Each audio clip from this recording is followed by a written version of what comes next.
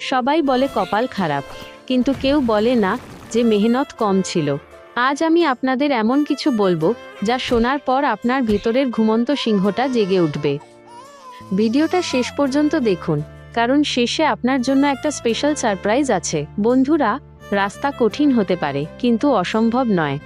আজ যারা আপনাকে দেখে হাসছে, কাল তারাই আপনার জন্য হাততালি দেবে। শুধু নিজের ওপর বিশ্বাস রাখুন আর লড়াই চালিয়ে যান।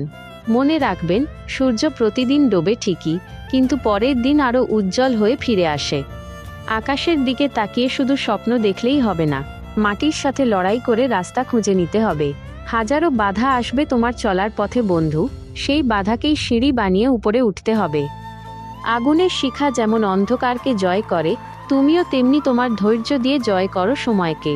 লোকে কি বলবে সেটা বড় কথা নয়, আজ তুমি কি করে দেখাবে সেটাই চেনাবে তোমাকে। তাই আজ থেকেই শুরু করুন।